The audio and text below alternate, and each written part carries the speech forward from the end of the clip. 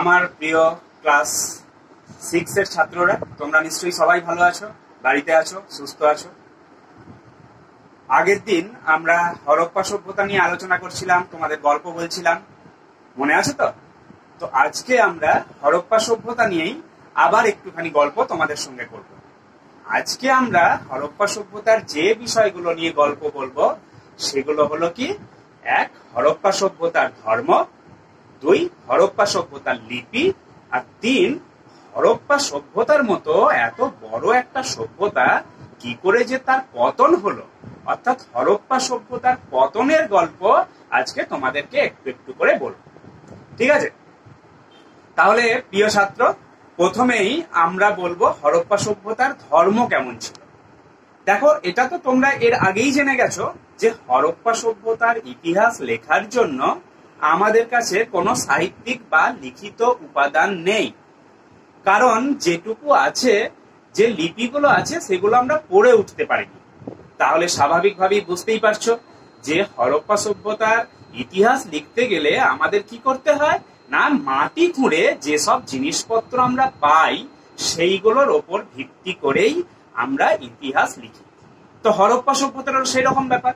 হরপ্পা সভ্যতার মাটি খুঁড়ে আমরা দেখতে পাচ্ছি যে বিভিন্ন অর্ধনগ্ন নারী মূর্তি পাওয়া যাচ্ছে।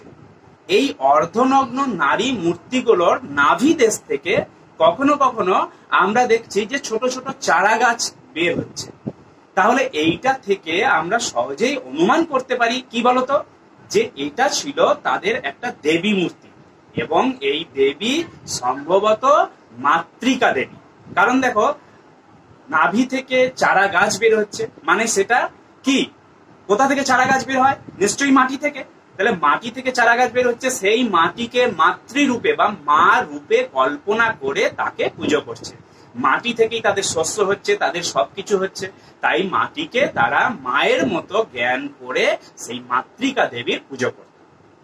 এছাড়া হরপ্পার যে বিভিন্ন শিলগুলো পাওয়া গেছে, সেই শিলে কখনো কখনো আমরা দেখতে পাচ্ছি যে একজন যোগী পুরুষের আমরা ছবি দেখতে পাচ্ছি, যার চারিদিকে বিভিন্ন বন্য জীবজন্তু, যেমন গন্ডার, হাতি, এই সমস্ত বন্য জীবজন্তুর ছবি আমরা দেখতে পাচ্ছি। এবং এই যে যোগী পুরুষ, তিনি ধ্যান মগ্ন অবস্থায় বসে আছেন।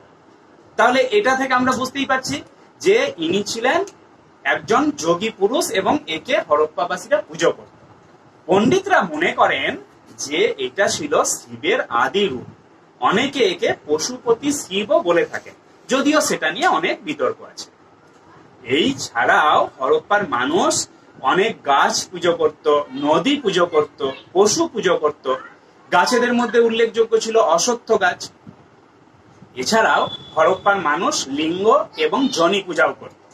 তো যাই হোক, হরপ্পা সভ্যতার ধর্মজীবনের আরো একটা বড় বৈশিষ্ট্য হলো তারা কিভাবে মৃতদেহের সৎকার করত। তো হরপ্পার মানুষ মৃতদেহকে কিন্তু কবর দিত বা সমাধি দিত।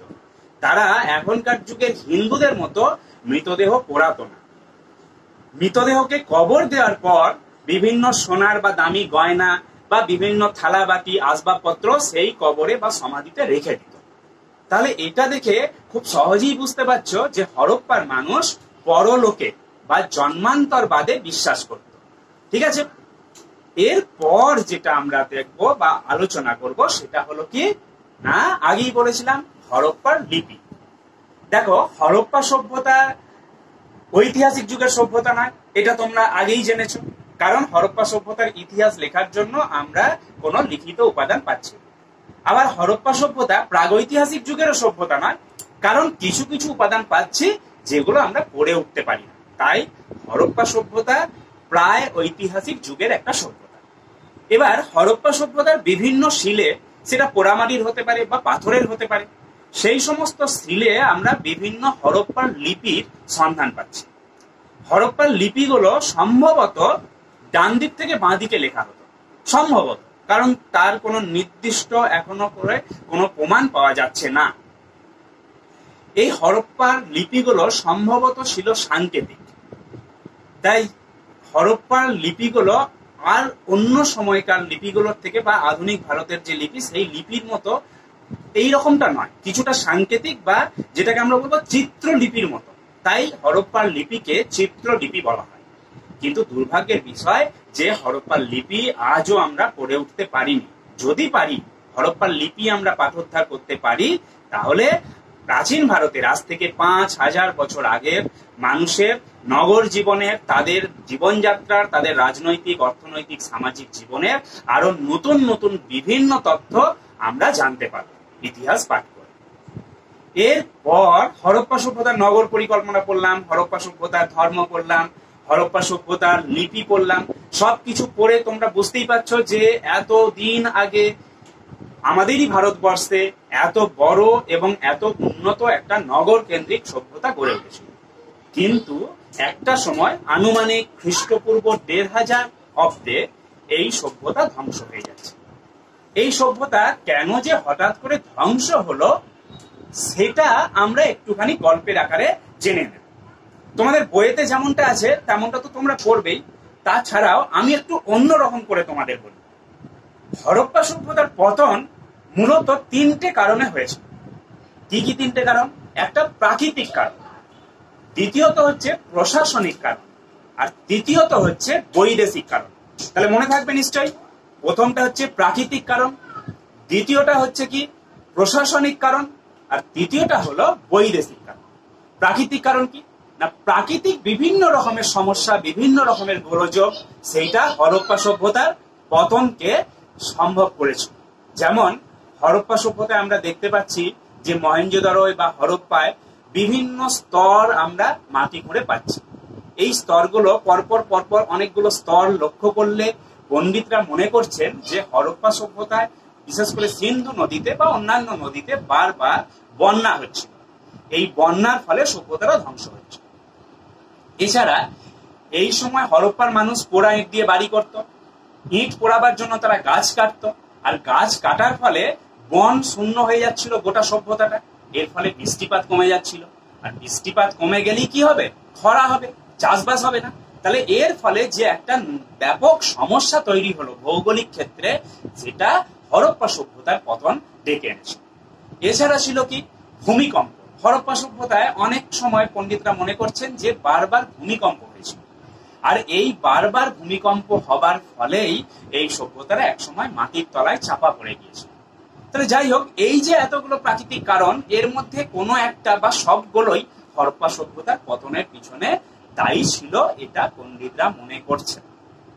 দ্বিতীয়ত কি প্রশাসনিক কারণ। প্রশাসনিক কারণ মানে কি না, হরপ্পা সভ্যতায় শেষের দিকে আমরা দেখতে পাচ্ছি যে নগরের যে শাসন ব্যবস্থা, সেই শাসন ব্যবস্থা আস্তে আস্তে ঢিলে হয়ে পড়ছে। যারা নগর শাসন করবেন, অর্থাৎ যারা প্রশাসক, যারা প্রশাসনিক দায়িত্বপ্রাপ্ত ব্যক্তি, তারা তাদের দায়িত্ব ঠিকঠাক ভাবে পালন করছেন না বা করতে পারছেন না। যেমন ওপরের দিকের যে স্তরগুলো, সেই স্তরগুলো আমরা ঘুরে দেখতে পাচ্ছি যে হরপ্পা সভ্যতার যে সুন্দর নগর পরিকল্পনা, যেমন চওড়া রাস্তা, রাস্তার পাশে ড্রেন, তারপরে যে বসত বাড়ি, সেই চিত্রগুলো অনেক সময় দেখা যাচ্ছে না। দেখা যাচ্ছে বাড়িগুলো ঘিঞ্জি হয়ে যাচ্ছে, রাস্তার উপর বাড়ি চেপে পড়ছে। তার মানে কি, কখনো কখনো নর্দমা বুঝে যাচ্ছে। তার মানে যে প্রশাসনিক ভাবে বা নগর প্রশাসনের ক্ষেত্রে, নগরকে শাসন করবার ক্ষেত্রে যে দায়িত্ব প্রশাসকদের ওপর ছিল, সেটা তারা ঠিকঠাক ভাবে পালন করেনি, এবং সে কারণেই এই সভ্যতাটা তার যে একটা গুরুত্বপূর্ণ যে পরিস্থিতি, সেই পরিস্থিতি থেকে আস্তে আস্তে নিচে নেমে যাচ্ছে এবং এই সভ্যতাটার পতন হচ্ছে। আর তৃতীয় যেটা বললাম, তোমাদের মনে আছে, বৈদেশিক কারণ। এটা অত্যন্ত গুরুত্বপূর্ণ। অনেক ঐতিহাসিক মনে করছেন যে একদল বৈদেশিক যাযাবর শ্রেণীর মানুষ, এই যাযাবর শ্রেণীর মানুষরা সম্ভবত বৈদিক আর্য, এই বৈদিক আর্যদের আক্রমণের ফলে এই সভ্যতারা ধ্বংস হয়েছে। দেখো, এর পরের চ্যাপ্টারই আমরা বৈদিক সভ্যতা করব। বৈদিক সভ্যতার শুরু আর হরপ্পা সভ্যতার পতন, এই দুটো যোগাযোগ দেখো, দুটোই কিন্তু খ্রিস্টপূর্ব 1500 অব্দে। আমরা বললাম যে হরপ্পা সভ্যতার পতন হয়েছিল খ্রিস্টপূর্ব 1500 অব্দে, আর বৈদিক সভ্যতার শুরুটাও হয়েছিল ঠিক এই সময়। তাহলে এই একটা মিল দেখে আমরা বুঝতেই পারছি যে আর্যরা ভারতের বাইরে থেকে ভারতবর্ষে এলো, হরপ্পা সভ্যতাকে পতন ঘটালো, দিয়ে নিজেদের সভ্যতা প্রতিষ্ঠা করলো, বৈদিক সভ্যতার প্রতিষ্ঠা করলো। আবার দেখো, আর্যদের বা বৈদিক সভ্যতার যে দেবরাজ, আমাদের হিন্দুদের দেবরাজকে তোমরা সবাই জানো, দেবরাজ ইন্দ্র। এই দেবরাজ ইন্দ্রের আরো একটা নাম কি জানো? পুরন্দর। পুরন্দর কথার অর্থ কি? পুর মানে নগর, আর পুরন্দর হচ্ছে নগরের ধ্বংসকারী। নগর কোথায় ছিল? হরপ্পা সভ্যতায়। সেই নগর কে ধ্বংস করেছেন? দেবরাজ ইন্দ্র। দেবরাজ ইন্দ্র কাদের লোক? তিনি আর্যদের লোক, তাই তো? তাহলে আর্যরা এসে তাদের দেবরাজকে দিয়ে নগরকে ধ্বংস করালেন। তার মানে এইটা থেকে আমরা বুঝতে পারছি কি, যে হরপ্পা সভ্যতার পতনে এদের একটা ভূমিকা ছিল। আরো কিছু ব্যাপার আছে। মহেঞ্জোদারো বা হরপ্পার যে সব থেকে উপরের স্তরগুলো, সেই স্তরগুলো খনন করে আমরা দেখতে পাচ্ছি সেখানে বেশ কিছু কঙ্কাল, যেগুলোকে কবর দেওয়া হয়নি। কোথাও দেখা যাচ্ছে রাস্তার উপর কঙ্কাল পড়ে আছে, কখনো দেখা যাচ্ছে যে বাড়ির দুয়ারে কঙ্কাল পড়ে রয়েছে, কখনো দেখা যাচ্ছে যে কুয়ার ধারে কঙ্কাল পড়ে রয়েছে। আবার শুধু পড়ে রয়েছে তাই নয়, এই কঙ্কালগুলোর কখনো কখনো দেখছি মাথার খুলিতে বা হাতের হাড়ে অস্ত্রাঘাতের চিহ্ন, ধারালো অস্ত্র দিয়ে সেখানে আঘাত রয়েছে। তার মানে কি? বোঝাই যাচ্ছে যে কোনো সাধারণ ব্যাপার নয়, বাইরে থেকে কোনো লোক হঠাৎ করে এসে এই গোটা সভ্যতাটাকে আঘাত করেছে, তাদেরকে মেরেছে বলেই, সমগ্র সভ্যতাটাকে আস্তে আস্তে ধ্বংস করেছে বলেই যে কঙ্কালগুলো ওখানে পড়ে রয়েছে তাদেরকে আর কবর দেওয়ার লোক পাওয়া যায়, তাই তো? আর ওই কঙ্কালগুলোর মাথায় বা হাতেতে যে অস্ত্রাঘাতের চিহ্ন, সেটা থেকে আমরা পরিষ্কার বুঝতে পারছি যে এইটা বাইরের কোনো যাযাবর জাতি এসে সেখানে আঘাত করেছে, তবেই সেটা হয়েছে। এটা কোনো সাধারণভাবে মৃত্যু নয়। তো এই সমস্ত প্রমাণের ভিত্তিতে অনেক ঐতিহাসিক মনে করছেন যে বৈদিক আর্যরাই হরপ্পা সভ্যতার পতনের কারণ ছিল। তবে প্রিয় ছাত্ররা, একটা জিনিস তোমরা মনে রাখবে ইতিহাসের ছাত্র হিসাবে, যেহেতু হরপ্পা সভ্যতার লিখিত উপাদানও পাচ্ছি না, আর সঠিক কোনো প্রমাণ তথ্য আমরা পাচ্ছি না, তাই এই যে তিনটে কারণ আমরা বললাম, প্রাকৃতিক কারণের মধ্যে বন্যা, খরা, ভূমিকম্প, যাই হোক না কেন, বৃষ্টিপাতের কমে যাওয়া, এইগুলো, বা প্রশাসনিক অপদার্থতা, বা বৈদেশিক আক্রমণ, এই কোনো একটা কারণই কিন্তু এই হরপ্পা সভ্যতার পতনের জন্য এককভাবে দায়ী নয়। তাহলে আমরা কি বলবো? যদি এক কথায় বলো, আমাকে জিজ্ঞেস করো যে তাহলে স্যার হরপ্পা সভ্যতার পতন কেন হয়েছিল, তাহলে আমরা বলতে পারি যে প্রশাসনিক দুর্বলতা এবং প্রাকৃতিক বিভিন্ন রকমের দুর্যোগের ফলে হরপ্পা সভ্যতা আস্তে আস্তে তার পূর্ব যে গরিমা, সেই পূর্ব গরিমা, পূর্ব গৌরব হারিয়ে ফেলছিল এবং ধীরে ধীরে পতনের দিকে ঢলে পড়ছিল।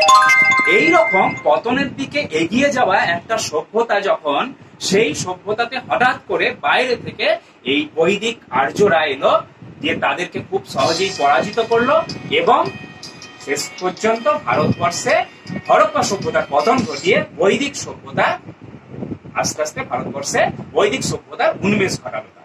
তাহলে আজকের ক্লাস এই পর্যন্তই। আমরা এর পরের ক্লাসে বৈদিক সভ্যতা নিয়ে আলোচনা করব। ঠিক আছে?